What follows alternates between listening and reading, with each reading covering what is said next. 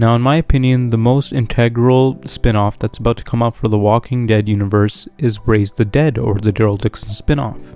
Because the spin-off will actually explain the creation of the walkers, the creation of the virus, and also it will dive deeper in that post-credit scene we saw at the end of World Beyond Season 2, and also it will dive more deep into the team that actually created the virus. Now, before we actually get into the video, I'd like to ask you all to like, share, and subscribe, and also I want to take a moment to say thank you for all of you that actually supported my channel. And so far it's going so great, so thank you for all of that. And also I have a goal in mind for 1,000 subscribers in the next couple of months. So again, if you guys want to be part of that journey, please like, share, and subscribe. Now let's get into the video. Raise the Dead is one of the most integral and important spin-offs of the Walking Dead universe, and like how I mentioned before, it's going to be explaining the origins of the virus, and also it's going to be expanding upon that post-credit scene we saw in World Beyond in France. And also in that building, it's proven that the dead were actually born in France, because that's what it says in French, that the dead were born here. And also it's going to be introducing a very, very interesting idea, and a very cool idea, not gonna lie, that running walkers are a thing and they are practically indestructible. It's because when in that post-credit scene in World Beyond, we see that one of those scientists that were actually responsible for creating the virus actually gets shot. Now this person actually asks her if she's part of Primrose or Violet. Now these are two scientist groups that are potentially working against each other, or one of them created the virus. So then she gets shot in the head, because of course if you created the end of the world, like the thing that caused the end of the world, of course you would get shot in the head, right? It's a given. So she gets shot in the head, and then it looks like that it's in the head, but again the angling could be different and it could be in the back of the neck. But then she gets back up and then she runs. Now these running walkers, we learn just by this one scene that these running walkers are hella strong and they're fast as well. So how do we know that they're strong? So basically when she runs to like the wall, and the wall's like made out of some type of steel or metal, she starts banging on the wall, and then on the other side of the wall you could actually see that it's denting. So again, these could be durable walkers, and also they could be strong walkers. Or not really could be, but they are strong walkers. So seeing Daryl in that situation and seeing Daryl in this setting, Days Gone style, would be amazing, right? And I think that that's their aim, to have Daryl being this lone wolf against just these different type of walkers. And I just want to see Daryl's face when he sees these walkers, right? Just imagine the look on Daryl's face when he sees walkers running, and then he goes up to them and he's trying to like kill them easily, and then they just knock him back. It'd be insane to see that. I would pay to watch that, to be honest. And I personally believe that Daryl is the perfect character to put in this setting. It's because Daryl is that character that is the most knowledgeable when it comes to survival, and people just love seeing him alone and on his bike and stuff.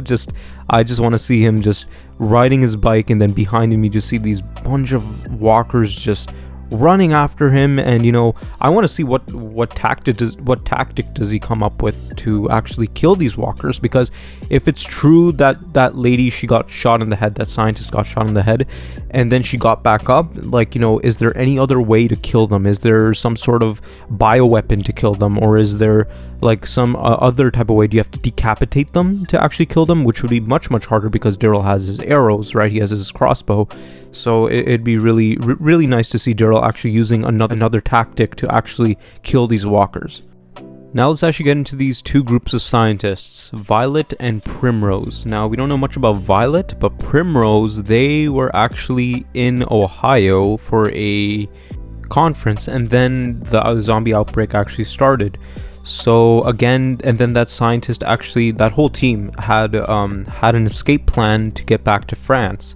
Now, in that World Beyond post-credit scene, we could assume that this is present day, because Dr. Jenner's recordings were actually in the laptop. Now, this could go either way. This could be in the start of the apocalypse, and then Dr. Jenner just sent the video, and then Rick's group came. Or this is in the present, and then this lady, she actually got the recording just now. And then Dr. Jenner does explain that the walkers are evolving and all of that. So let's get back to these two scientists teams. Now again, in the Daryl Dixon spin-off, assuming that this is in present day, this World Beyond post-credit season is in present day, we could assume that these two teams of scientists are going to be the main villains of this spin-off. And you know, if you screw up the world this badly, like, you better find a cure. And I think that they are working towards a cure, but it's kind of like the CRM of France, and this could be very possible that this is also a faction or some sort of like different type of team for the CRM, but in France. Now, it's for sure that this team is related to the CRM in some way, or else why would they put it in World Beyond? Why would they put this post-credit scene in World Beyond if it's no way related to the CRM?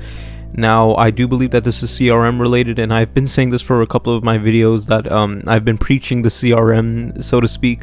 But you know, it's the only thing that really connects all these spin-offs together, and it's the only thing that really connects this universe together. So whenever I say CRM, it's honestly, it gets me excited. So again, the main villains could be these two teams of scientists, or just one of these teams are bad and then Daryl works with the other team. Primrose could be bad and Violet could be the good ones. So again, Daryl could be going up against these people that actually created this virus. And also, potential spoilers for anyone that doesn't want to be spoiled for this show. Recent behind the scenes pictures actually did come out. This happened a couple of days ago, that Melissa McBride, aka Carol, was spotted on set, or at least she was spotted in France. Now, it does seem like that Carol is in the show. Now, we do know that when this show was announced, Carol was supposed to be in. This was supposed to be a Daryl and Carol spin-off, but then last minute, Melissa McBride, she just couldn't meet the dates, and you know, she wasn't available for the shooting in France for that long. But now it seems like that she came for a couple of scenes. This could be a flashback sequence, or Carol could find her way to Daryl, right? She could find her way, and she's probably looking for Daryl, and then she ends up in France as well.